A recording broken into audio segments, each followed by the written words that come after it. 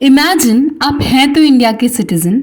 आप जिस जमीन पे रह रहे हैं वो भी इंडिया का पार्ट है, लेकिन वो जमीन जिस कंट्री के अंदर आती है वो इंडिया है ही नहीं।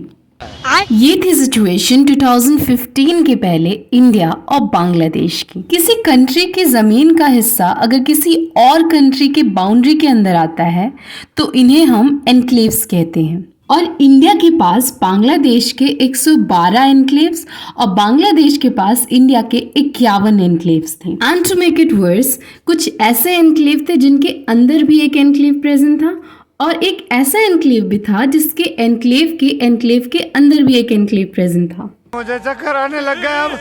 पर इतनी कॉम्प्लेक्स सिचुएशन बनाई किसने? 1700s के टाइम में ये एनक्लेव दो अलग अलग प्रिंसली स्टेट्स को बिलोंग करती थी और रूलर्स जमीनों के इन टुकड़ों को शतरंज के दाव पे लगाते थे। कुछ लोग का ये भी मानना है कि ये जमीन वॉर ट्रीटीज के थ्रू एग्जिस्टेंस में है। फिर आया 1947 का इंडिया पाकिस्तान पार्टीशन।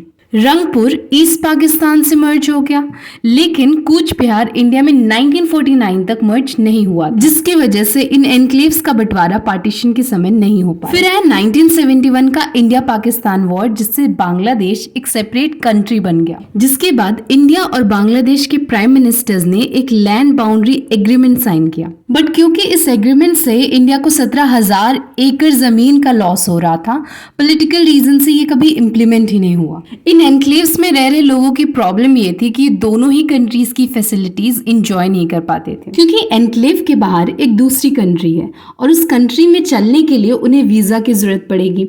वीजा के लिए उन्हें अपने मेन लैंड की एम्बेसी को कॉन्टैक्ट करना पड़ेगा। और वो एम्बेसी जाएंगे कैसे? क्योंकि एम्बेसी के बीच में तो पड़ता है फॉरेन लैंड, और फॉरेन लैंड में चलने के लिए ही तो उन्हें वीजा चाहिए। फिर 2015 में 1974 के एग्रीमेंट का एक रिवाइज्ड वर्जन लेके आया गया, जिसमें इंडिया ने बांग्लादेश को 111 एनक्लेव्स वापस किए और बांग्लादेश ने इंडिया को 51 एनक्लेव्स दिए। बट अभी भी बांग्लादेश का एक एनक्लेव इंडिया में एग्जिस्ट करता है। दहग्राम अंगारपोटा एनक्लेव अपनी मेन लैंड से 3 बीघा कॉरिडोर से जुड़ा हुआ है। ये कॉरिडोर इंडिया ने बांग्लादेश को 1992 में लीज पे दिया था। ऐसी ही अमेजिंग इन्फोस के लिए सब्सक्राइब करें और लाइक, कमेंट, शेयर।